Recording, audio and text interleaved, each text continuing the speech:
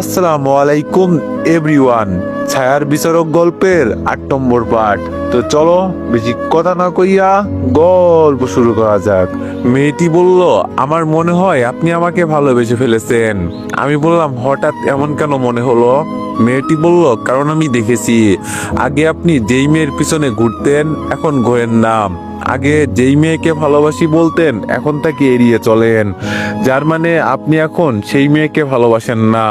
আর আপনার কাজ দেখে আমি যে কতটা খুশি হয়েছি আপনি ভাবতেও পারবেন না।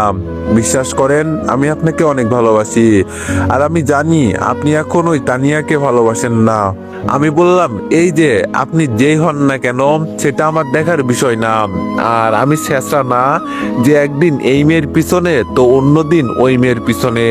আমি যাকে একবার ভালোবাসি তাকে সারা জীবন ভালোবেসে যাব।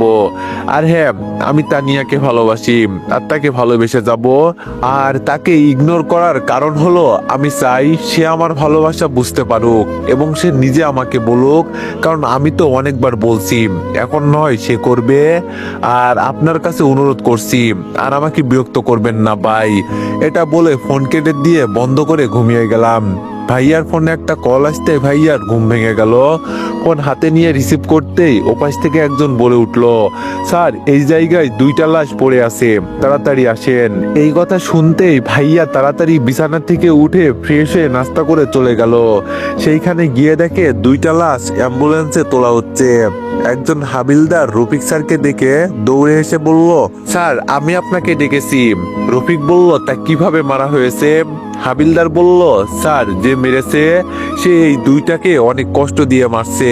হাতের নখ পায়ের নখ তুলে নেওয়া হয়েছে, পুরো শরীরে মারের চিহ্ন, আবার ক্ষত স্থানে লবণ মরিচ দেওয়া হয়েছে। বলতে গেলে খুনি সাইকো।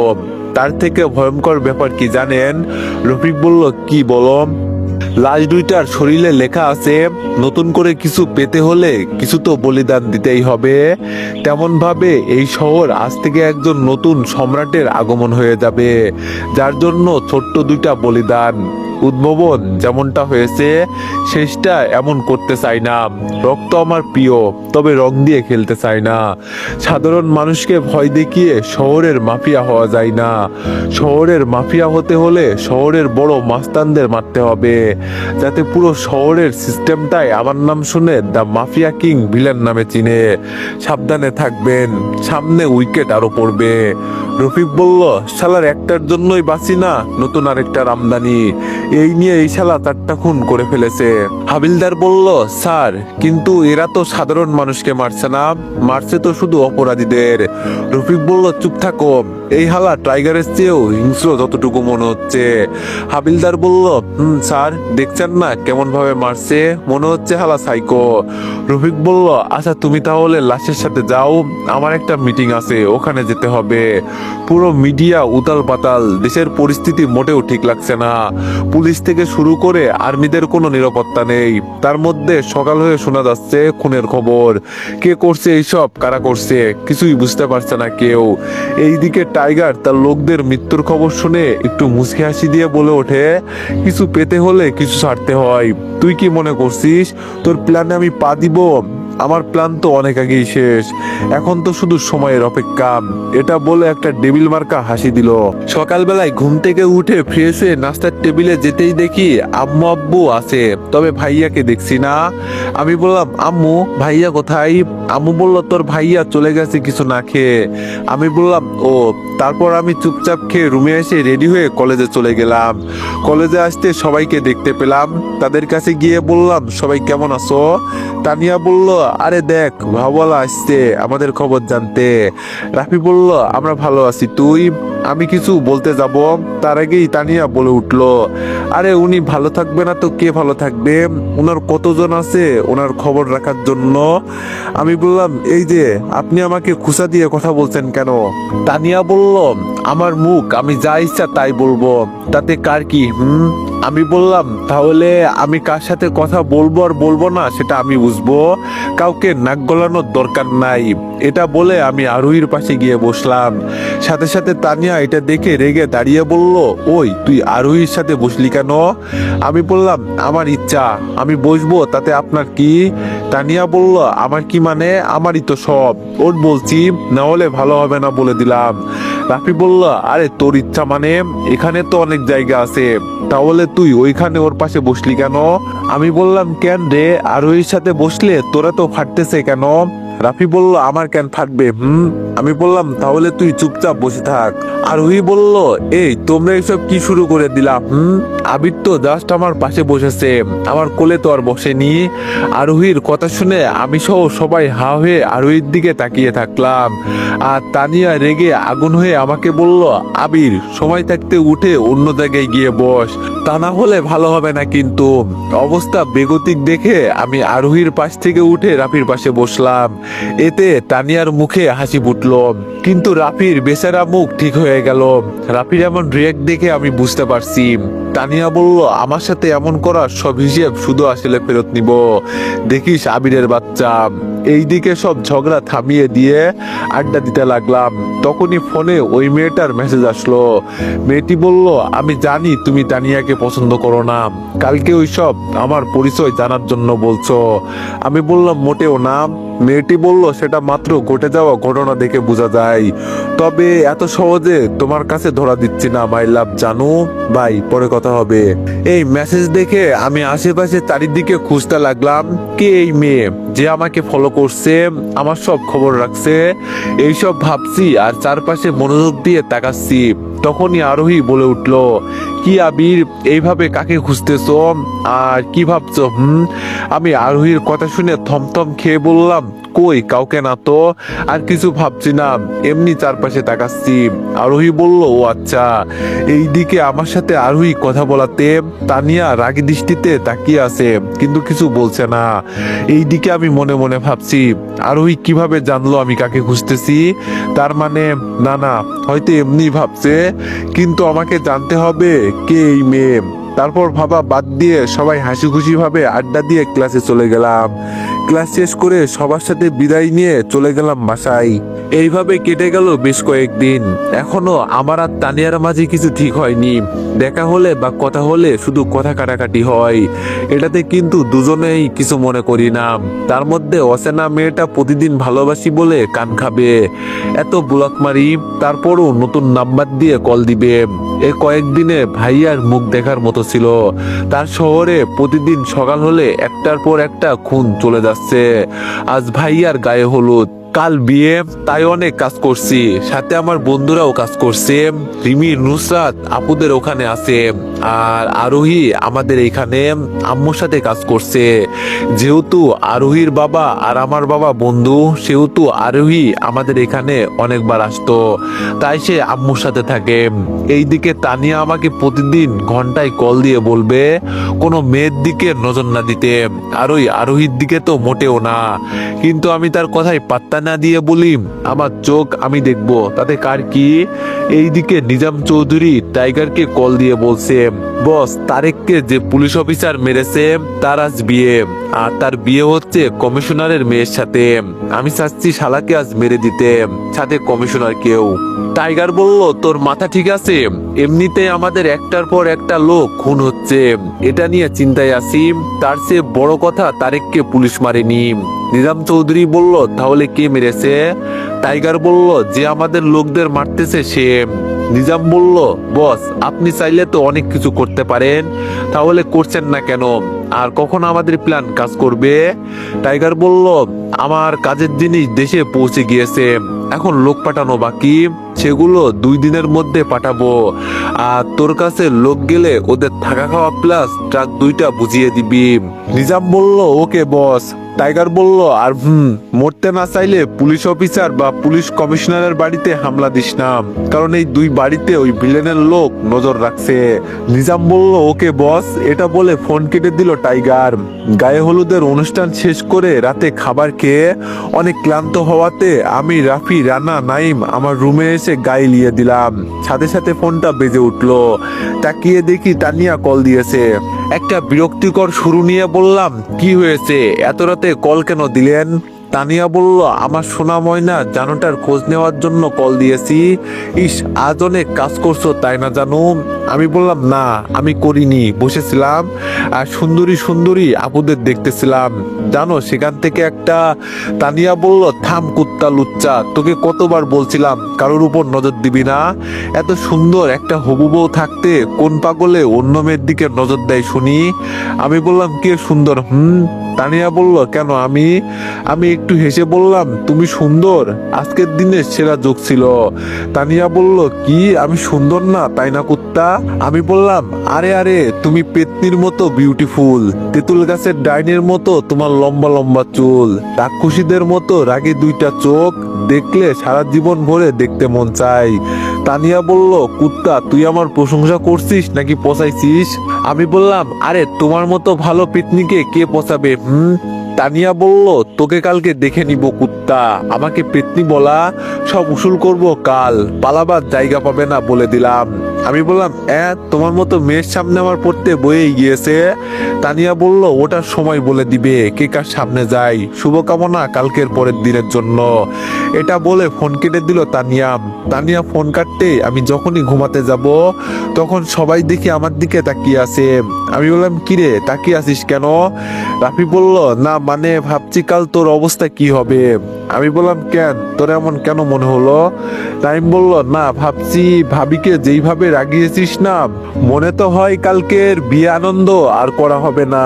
রানা বলল, এমনি শালার আনন্দ করা লাগবে না। আমি বললাম, কেন কেন, আমি কেন আনন্দ করব না? রাফি বলল, তুমি মিয়া যে বোমার পিছনে আগুন লাগিয়েছো না, খালি সামনে পাক ফাটে কেমনে দেখবা। আমি বললাম, আমি যাব না ওই ডাইনির কাছে। নাইম বলল, সেটা কাল দেখা যাবে, এখন ঘুমা। এটা বলে সবাই ঘুমিয়ে গেলাম। আচ্ছা ভাই, আপনি চাইলেই তো এই শহরের সব মাস্তান বা চামচাদের এক নিমিষেই মারতে পারেন, কিন্তু মারছেন না কেন? জিসান, ওই বুদ্ধি যদি তোর মাথায় থাকতো তাহলে তুই আমার জায়গায় বসতি। তবে একটা কথা শোন, খেয়াল করে দেখবি, একটা গাছ কাটার সময় আগে গাছের ডালপাতা কেটে ফেলতে হয়, তারপর গিয়ে গাছের গোড়া কাটা হয়, বুঝলি? জিসান বলল, জি ভাই, একদম ক্লিয়ার, বুঝতে পারছি। ভাই, আজকে একটা মালকেও পাইনি, সব শালা গর্তে লুকিয়ে পড়েছে মৃত্যুর ভয়ে। এই কথা শুনে মাস্ক পরা আগন্তুক একটু মুচকে আসতে লাগলো। এমন সময় আগন্তুকের ফোনটা বেজে উঠলো। আগন্তুক কিছু না বলে ফোনটা ধরতেই ওপাশ থেকে বলে উঠলো, আচ্ছা তোর আমার লোকদের মেরে কি লাভ? তার থেকে বরং তোর মাফিয়া হওয়ার ইচ্ছাটা আমি পূরণ করব তোকে। আজ থেকে পুরো শহরের দায়িত্ব দিয়ে দিব। আগন্তুক বলল, সাধারণ মানুষকে মারলে তো সাধারণ মানুষরা ভয় পাবে, আর যদি ক্রিমিনালকে মারি তো পুরো শহর আমার নামে ভয় পাবে, আর আমি যেটা চাই সেটা তুই দিতে পারবি না। টাইগার বলল, কি চাস একবার বল, সেটা যাই হোক না কেন আমি এনে দিচ্ছি তোকে। আগন্তুক বলল, তোর সিংহাসন, দিবি তোর জায়গা? টাইগার বলল, এটা সম্ভব না রে, আর হ্যাঁ, আমার লোক মেরে তো কিছুই করতে পারলি না, কারণ এই শহরে একটা বাঘ যার নাম শুনলে সবাই কাঁপে, আর তোর কাজে লাভ আমারই হয়েছে। আমি আমার প্ল্যান তো চালিয়ে যেতে পারছি, কিছু তো পারবি না, শুধু শুধু আমার কাজে বাহাত ঢুকাস, নিজেকে অনেক বড় মাফিয়া মনে করিস তাই না? আর পারলে কিছু করে দেখা। আগন্তুক বলল, সেটা সময় বলে দিবে কে কি করতে পারে নাকি পারে না। নিজের খেয়াল রাখবি, গর্তে লুকিয়ে থাকা বিড়াল নামের টাইগার। এটা বলে আগন্তুক ফোন কেটে দিল। আর এমন কথা শুনে টাইগার ফোন মাটিতে ছুঁড়ে মারলো। শালা, তোকে একবার কাছে পাই, দেখবো কে গর্তে লুকিয়ে থাকে। সকালবেলায় মনের সুখে ঘুমাচ্ছিলাম, এমন সময় কোন হালাই যেন আমার পিছনে লাথি দিল, সাথে সাথে নিচে পড়ে গেলাম। উমা গো, কোন হালারে আমারে লাথি দিয়ে নিচে ফেলে দিল? রাফি বলল, হালা আমি বললাম, তুই আমাকে লাথি দিলি কেন? হালা, তোর কি দোষ করছি আমি? রাফি বলল, হালা, আজ তোর বিয়ে থুক্কু তোর ভাইয়ের। আমি বললাম তো কি হয়েছে, তার জন্য কি ঘুমাবো না? রাফি বলল 10টা পর্যন্ত ঘুমালি, আরো ঘুমাবি নাকি? আমি বললাম কি 10টা বেজে গেল আর তোরা আমাকে এখন ডাকলি? রাফি বলল এইবার আরেকটা কথা বলবি তো লাথি আরো দিব। হালা সেই সকাল থেকে ডাকছি, উঠবো উঠবো বলতেছিস, তবে উঠার নাম নেই, যা ফ্রেশ হয়ে আই। আমি বললাম লাথির প্রতিশোধ আমি নিব, সুদে আসলে নিব। এটা বলে ফ্রেশ হতে গেলাম। ফ্রেশ হয়ে বের হয়ে সামনে দাঁড়িয়ে থাকা মানুষটাকে দেখে আমি অবাক হয়ে গেলাম। আরে ভাইয়া, তোমাকে দেখে আমি তো চোখ ফেরাতে পারছি না, ভাবি তো অনেক দূরের কথা। আমার কথা শুনে ভাইয়া একটু লজ্জা পেয়ে বলল, আরে দূর কি যে বলিস না, যাই হোক এই নে এই পাঞ্জাবিটা পরে আয়। এটা বলে ভাইয়া একটা শপিং ব্যাগ হাতে ধরিয়ে দিল। আমি ব্যাগটা খুলে ভাইয়ার দিকে তাকিয়ে বললাম, ভাইয়া এটা তো তোমার সাথে ম্যাচিং করা। ভাইয়া বলল, আরে তুই আমার ভাই, সেটা সবাইকে জানতে হবে না, তাড়াতাড়ি রেডি হয়ে আই। এটা বলে ভাইয়া চলে গেল আর আমি কিছু না ভেবে রেডি হয়ে নিচে চলে গেলাম। তারপর সবাই মিলে বাসা থেকে বের হয়ে চলে যেতে লাগলাম কমিউনিটি সেন্টারের দিকে, কারণ ভাইয়ার বিয়ে কমিউনিটি সেন্টারে হবে।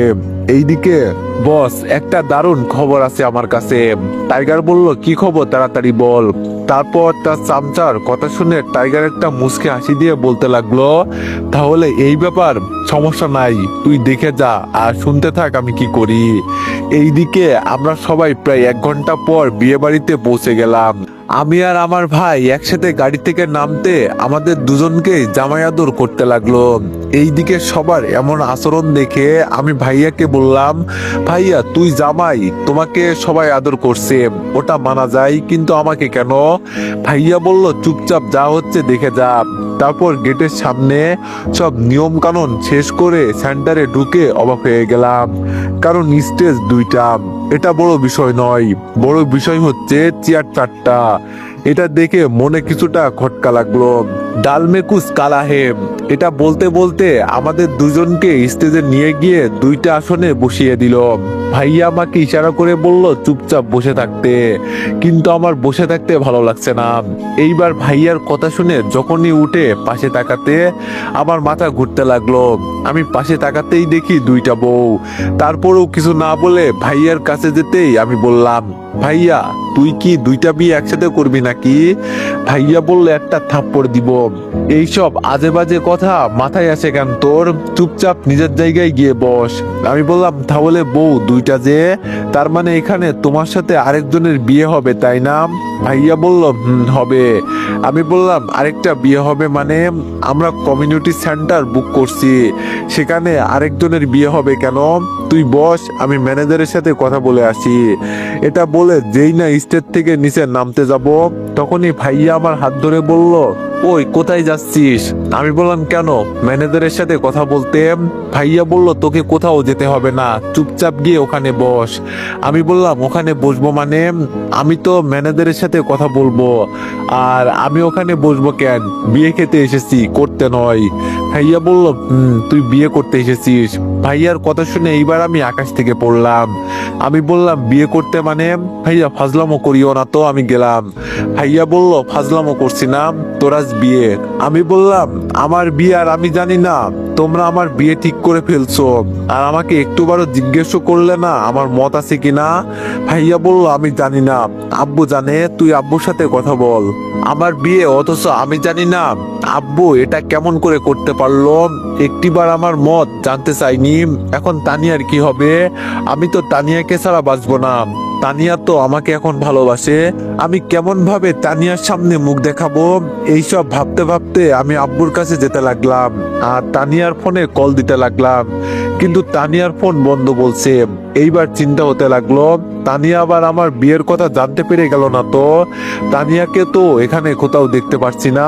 এইসব ভাবতে ভাবতে বাবার কাছে এসে বাবাকে বললাম, বাবা তোমার সাথে একটু কথা আছে। বাবা বলল, কি কথা বল। তারপর বাবাকে একটু সাইডে নিয়ে গিয়ে বললাম, বাবা এইসব আমি কি শুনছি, তুমি নাকি আমার বিয়ে ঠিক করেছো আর বিয়ে আজকে হবে? বাবা বলল, কেন কি হয়েছে? আমি বললাম, কি হয়নি সেটা বলো। তুমি এত বড় সিদ্ধান্ত নিয়ে নিলা, অথচ আমাকে একটিবার জিজ্ঞেস করলা না আমার মত আছে কিনা? বাবা, আমি এই বিয়েটা করতে পারবো না, আমি অন্য একজনকে ভালোবাসি। বাবা বলল, আবির, তোর কাছে বিয়ের ব্যাপারে বলিনি, কারণ আমি জানি তুই তোর বাবার সিদ্ধান্তের খেলাপ করবি না। আমার এতটুকু বিশ্বাস ছিল, তাই আমি আমার বৌমা নিজে ঠিক করলাম। কিন্তু তোর কথা শুনে অনেক কষ্ট পেলাম আমি। তোকে আমি এই বিয়ে করতে জোর করব না। তুই যদি তোর বাবা, তোর মায়ের, তোর পরিবার, তোর সন্তানের চিন্তা না করিস, তুই চাইলে বিয়ে নাও করতে পারিস, এতে আমার কোনো সমস্যা নাই, সব তোর উপর নির্ভর করবে। এটা বলে বাবা চলে গেল। আর আমি তো বাবার কথা শুনে হা হয়ে দাঁড়িয়ে গেলাম। বাবা এটা কি বলে গেল? বাবা সিদ্ধান্ত নিতে বলল নাকি তার সিদ্ধান্ত মেনে নিতে বলল? আমার মাথায় কিছুই ঢুকছে না, চোখ দিয়ে পানি বের হচ্ছে আমার। কখনো কাউকে ভালোবাসিনি, তবে যাকে ভালোবেসেছি তাকে আজ পরিবারের সম্মানের জন্য ছাড়তে হচ্ছে। আমি তো কখনো এমনটা চাইনি, আমার সাথে এমনটা হবে এটা ভাবিনি। এইসব ভাবতে ভাবতে চোখের পানি মুছে স্টেজে গিয়ে চুপচাপ বসে রইলাম। চোখের কোণে মেঘ জমে আছে, তবে পরিস্থিতির জন্য চোখের বৃষ্টিটা হচ্ছে না। সবাই কত খুশি বিয়ে উপলক্ষে, কিন্তু যার বিয়ে হবে সে নিজেই খুশি না, এটাই বাস্তব। এভাবে হাজারো ভালোবাসা বিসর্জন হয়ে যায় পরিবারের চাপে পড়ে।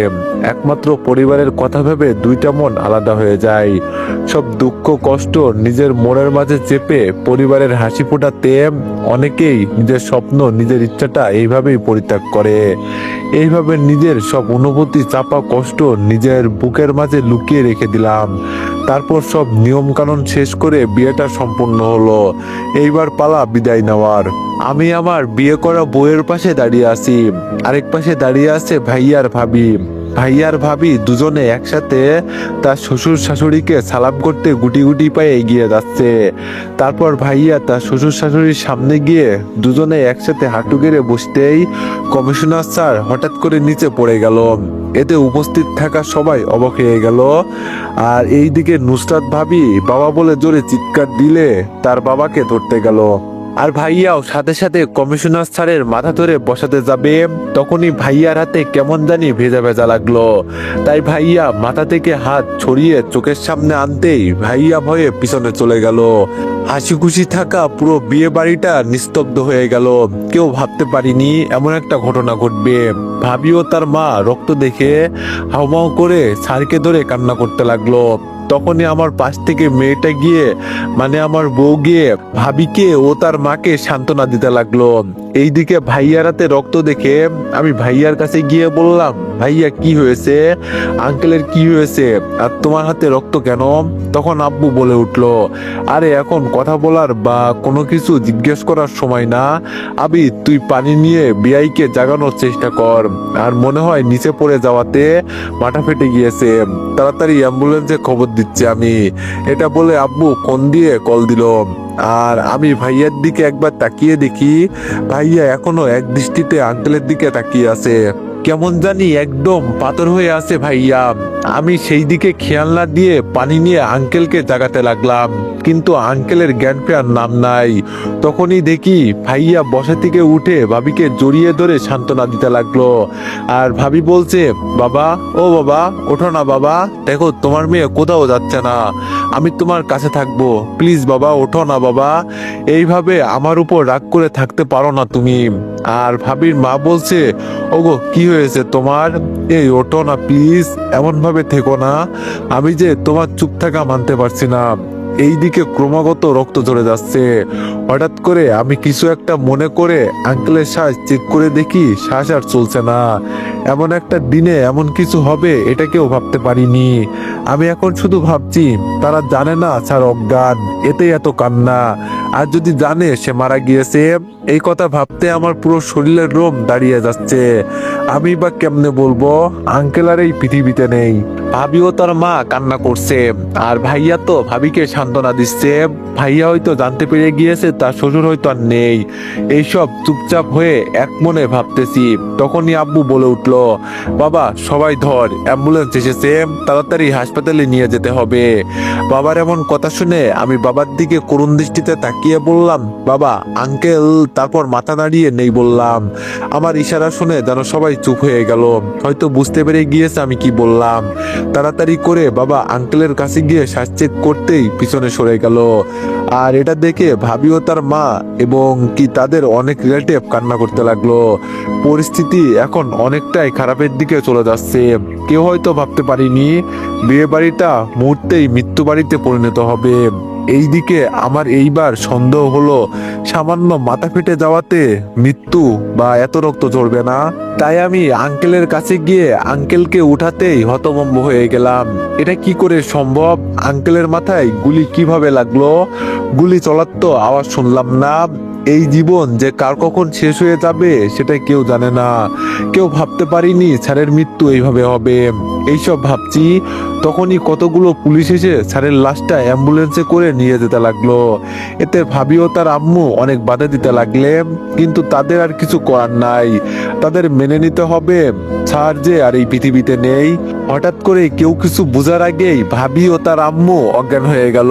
সবাই তাড়াতাড়ি করে ধরে একটা জায়গায় বসিয়ে ভাবি ও তার আম্মুর জ্ঞান ফেরাতে লাগলো।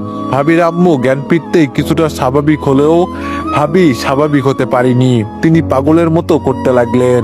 কেউ ভাবিকে সামলাতে পারছে না। তারপর ভাইয়া গিয়ে ভাবিকে ধরতেই ভাবি এক ঝাটকায় ভাইয়ের হাত ছড়িয়ে দিয়ে বলল, তুই আমাকে ধরবি না, তোর জন্যই এইসব হয়েছে। তো এভরিওয়ান, সবাই একটু নেক্সট পার্টের জন্য বেশি বেশি লাইক আর কমেন্ট করে দিও। ধন্যবাদ।